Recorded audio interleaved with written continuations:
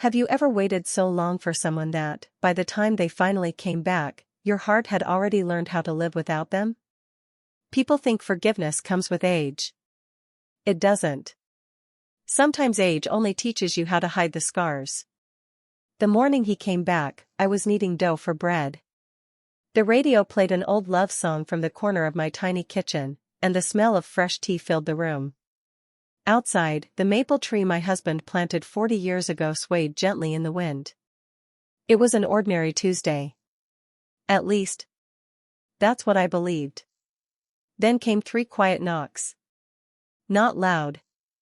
Not impatient. Just knock. Knock. Knock. I wiped my flour-covered hands on my apron and slowly walked toward the front door. At 78 years old, nothing in my house happened quickly anymore. Every step reminded me of another year that had passed. Another birthday spent alone. Another Christmas with one plate on the table. Another Mother's Day with no phone call. When I reached the door, I looked through the little peephole. The world stopped. A man stood outside. Gray hair. Wrinkles around tired eyes.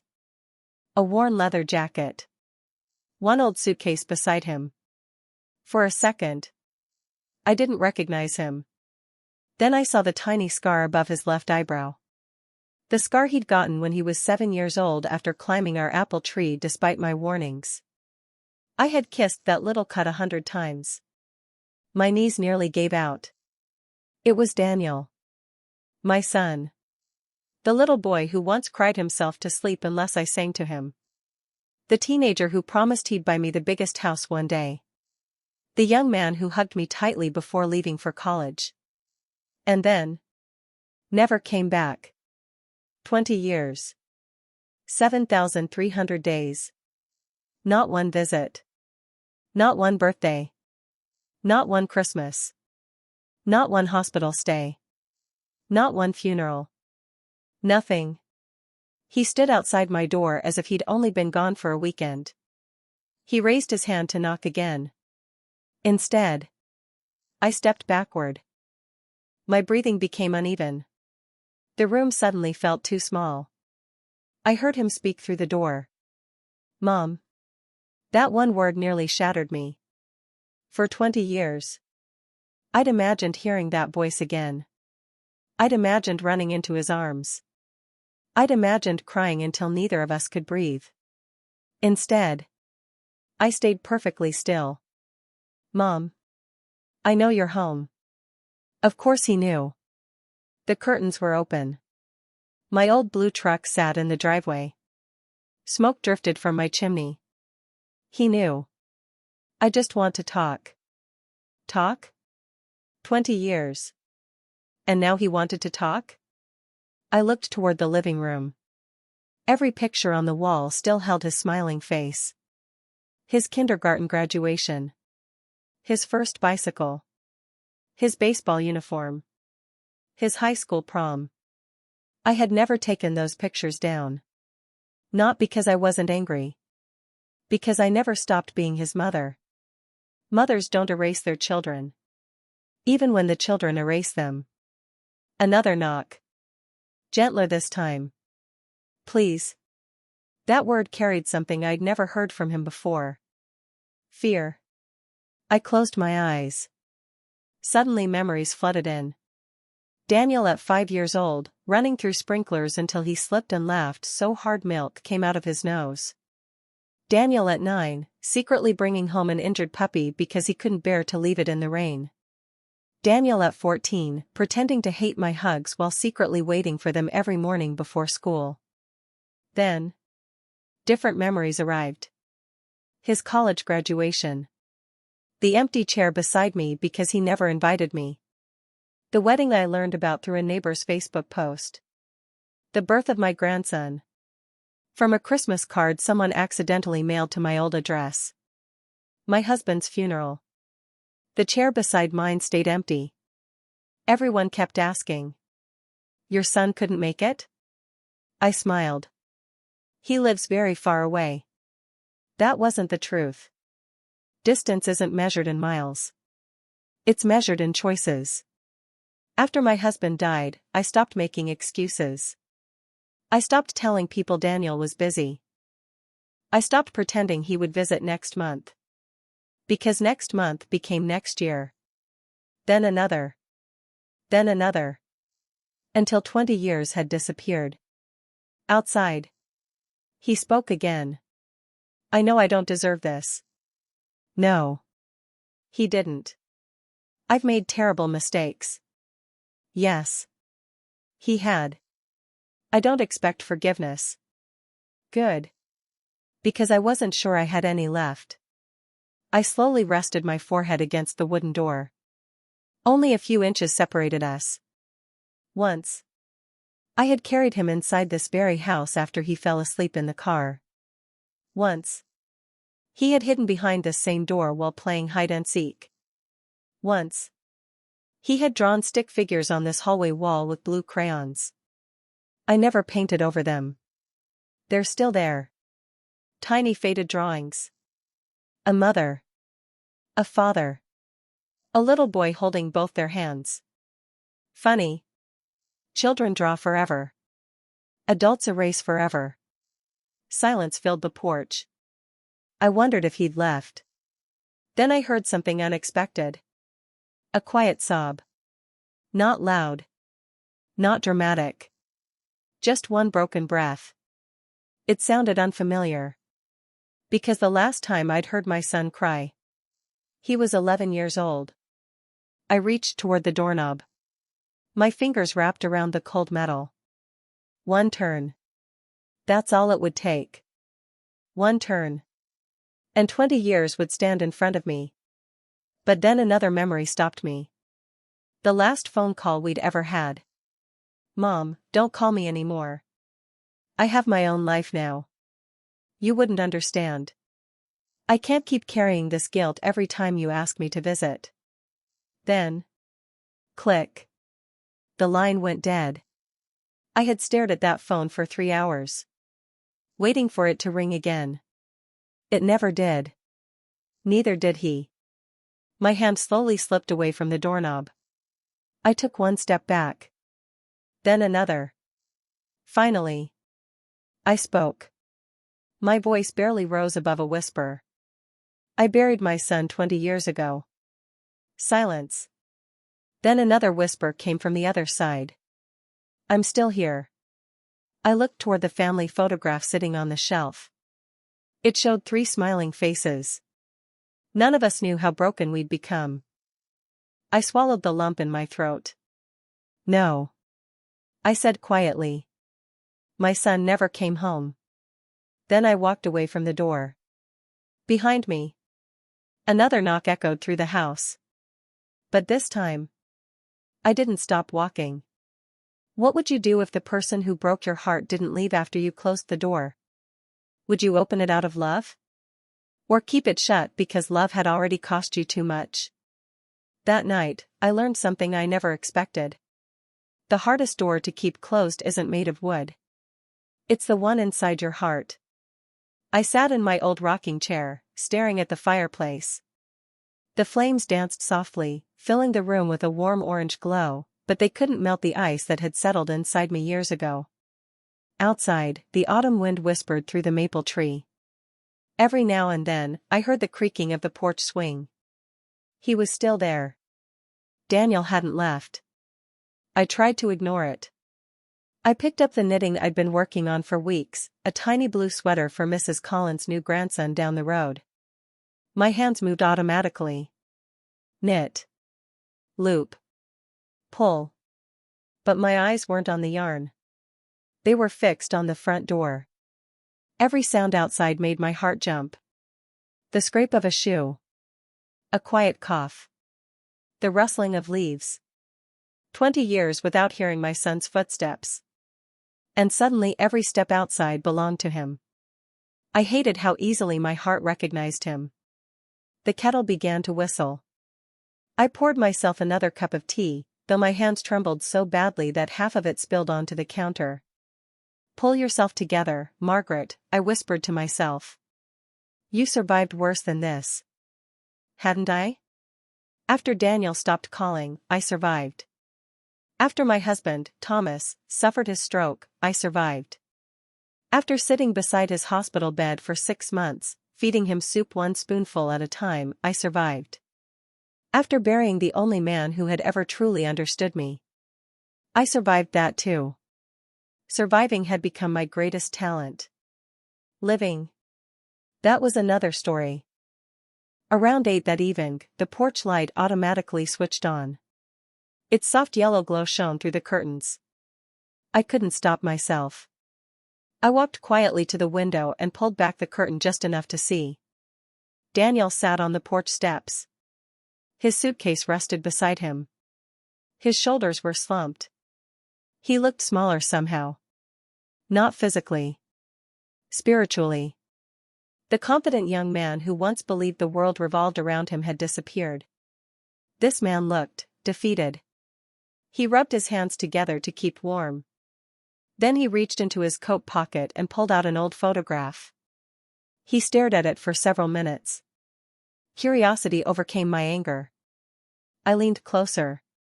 It was our family picture. The same one that had once stood on his bedroom dresser. Thomas had his arm around me. Little Daniel sat on his father's shoulders, laughing so hard that his eyes had nearly disappeared. I remembered that day. We'd gone to the county fair.